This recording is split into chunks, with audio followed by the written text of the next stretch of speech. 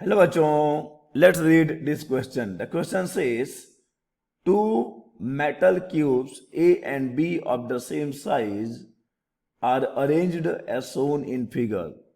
The extreme ends of the combination are maintained at the indicated temperatures. The arrangement is thermally insulated.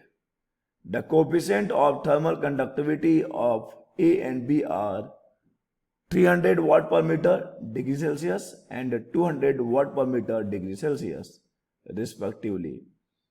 After steady state is reached, the temperature T of the interface will be. तो चलिए सबसे पहले तो बात करें की concept की concept. देखो क्या हो जाएगा की कंसेप्ट इस क्वेश्चन का. हम बात कर रहे होंगे हीट कंडक्शन की. हीट कंडक्शन वो भी कब की बात कर रहे होंगे. हम बात कर रहे होंगे स्टडी स्टेट की. Heat conduction at steady state. So we know that Q by T is given by, यानी कि heat conduction to a rod और अ सब्सटेंस और अ मटेरियल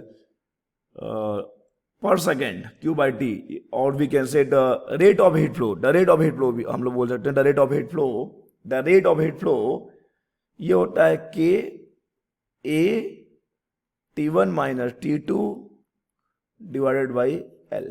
ओके, ये फॉर्मूला होता है हीट फ्लो रेट का और heat conduction per unit time का. बस हम यही फॉर्मूला अप्लाई करने वाले हैं. देखिए यहां पे दो रॉड है.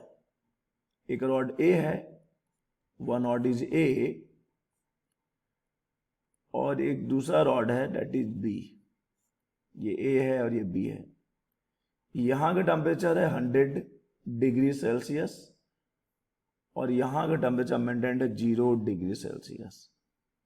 हमको बताना ये जो जंक्शन है, हम लोग बोल सकते हैं जंक्शन का टेम्परेचर जिसको T गिवन है, T की वैल्यू क्या होगी.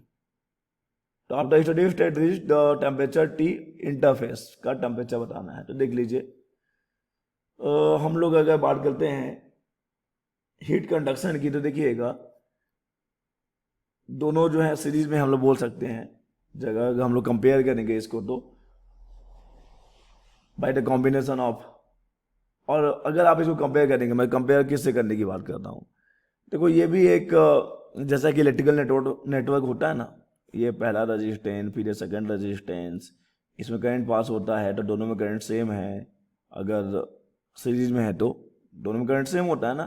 तो वैसे ही अगर आप यहाँ पर एक थर्मल सर्किट की बात कर लो तो सीरीज में, तो यहाँ पे जो रेट ऑफ हीट फ्लो होगा Q बाई टी, देखो Q बाई टी जो रेट ऑफ हीट फ्लो है वो सेम रहेगा.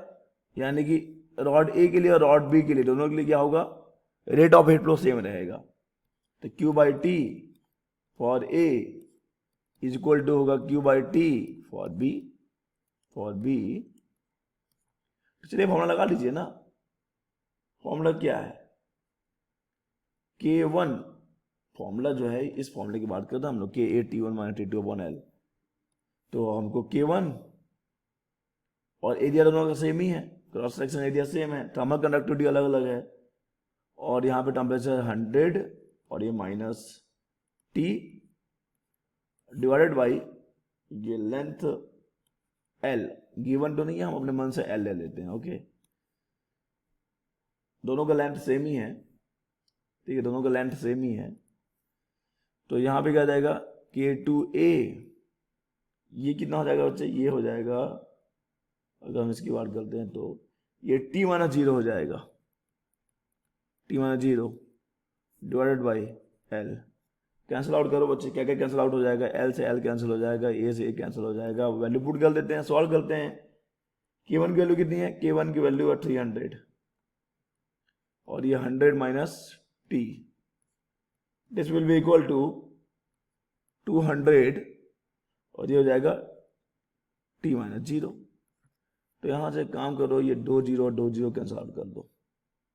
ठीक है, तो ये आ जाएगा 300 इंटू होने के बाद और माइनस आ जाएगा 3t और ये आ जाएगा 2t माइनस 0 ही हो गया। तो इधर आने से 5t हो गया, 5t की वैल्यू कितनी आ गई 300। तो t की वैल्यू कितनी आ गई बच्चे, t की वैल्यू आ जाएगी 300 डिवाइडेड बाई 5 जो कि किसके इक्वल आ जाएगा, t इक्वल टू आ जाएगा 60 degree Celsius. t equal to आ गया 60 डिग्री सेल्सियस, यानी कि जो इंटरफेस है इसका टेम्परेचर कितना है 60 degree Celsius. Okay, so the answer is 60 degree Celsius.